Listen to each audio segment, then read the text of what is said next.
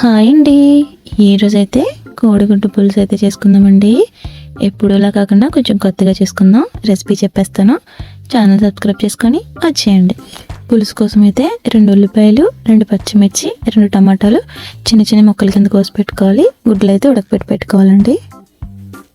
Stove మీద కళాయి పెట్టుకొని ఆయిల్ అయితే వేసుకోవాలండి. ఆయిల్ హీట్ అయ్యాక ఇందులో కొంచెం పసుపు అయితే వేసుకోవాలి. ఉడకపెట్టి పెట్టుకున్న గుడ్లను అయితే ఇలా మధ్యలో కట్ చేసుకుని ఘాట్లు పెట్టుకొని ఆయిల్లో అయితే వేసుకోవాలి. ఇలానే గుడ్లు మొత్తం వేసుకోవాలి. ఒకవైపు బాగా వేగిన తర్వాత అయితే ఇంకో వైపుకి తిప్పుకోవాలి.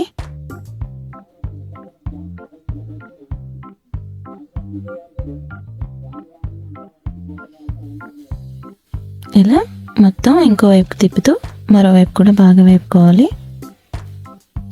రెండో వైపు కూడా బాగా వేగిపోయిన తర్వాత ఇలా తీసేసుకోవాలి పక్కకి.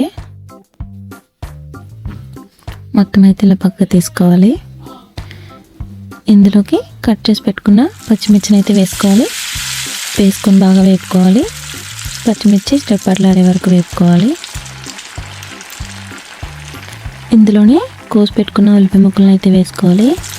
వేసుకొని బాగా కలుపుతూ వేసుకోవాలి.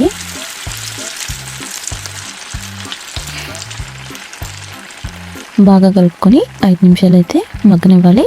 ఉల్లిపాయలు మెత్తపడే వరకు వేగితే సరిపోతుందండి. ఇందులోనే కట్ చేసి పెట్టుకున్న టమాటా ముక్కలను అయితే వేసుకోవాలి. వేసుకొని మూత పెట్టుకున్న 5 నిమిషాలు అయితే మగ్గించుకోవాలి. 5 నిమిషాల తర్వాత మూత తీసుకొని ఇందులోకి అయితే కొంచెం సాల్ట్ వేసుకోవాలి. కొంచెం కారం కూడా వేసుకోవాలి. వేసుకొని గరిటతో కదపకుండా 2 నిమిషాలు మూత పెట్టుకోవాలి. 2 నిమిషాల తర్వాత మూత తీసుకొని మొత్తం అంతా ఒకసారి బాగా కలుపుకోవాలి. టమాటాలు అయితే ఇలా స్మాష్ చేసుకుంటూ మెత్తగా మొత్తం అంతా బాగా కలుపుకోవాలి. ఇందులోనే కొంచెం అల్లం వెల్లుల్లి పేస్ట్ వేసుకోవాలి. వేసుకొని బాగా కలుపుకోవాలి. అల్లం వెల్లుల్లి పేస్ట్ పచ్చివాసన పోయే వరకు బాగా కలుపుతూ వేపుకోవాలి. బాగా కలుపుకొని అయితే ఒక 2 నిమిషాలు అయితే మగ్గనివ్వాలి. ఇందులోనే కొంచెం చింతపండు నానబెట్టుకొని రసం తీసుకొని వేసుకోవాలండి పులుసు కోసం. మొత్తం ఇలా వేసుకొని బాగా కలుపుకోవాలి. బాగా కలుపుకొని ఒక 5 నిమిషాలు అయితే బాగా మరగనివ్వాలి.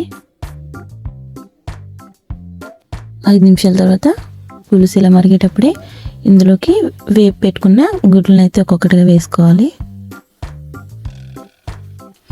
వేసుకొని 2 నిమిషాలు మూత పెట్టుకోవాలి. 2 నిమిషాల తర్వాత మూత తీసుకొని గుడ్లను అయితే ఇంకో వైపుకి తిప్పుకోవాలి. మొత్తం ఇలా ఒక్కొక్కటిగా తిప్పుకోవాలి. తిప్పుకొని ఇంకో 2 నిమిషాలు అయితే మూత పెట్టుకొని పులుసు బాగా దగ్గరగా మరిగించుకోవాలి.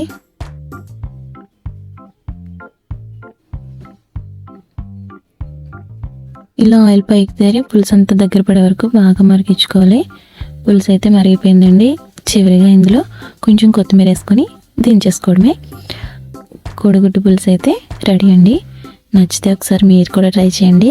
ఎలా వచ్చిందో కామెంట్ చేయండి. ఛానల్ సబ్స్క్రైబ్ చేసుకొని వెళ్ళడం మర్చిపోకండి. నేను చేసే మరిన్ని వంటలు మీ దాకా రావాలంటే ఛానల్ని లైక్ చేసి సబ్స్క్రైబ్ చేసుకోండి.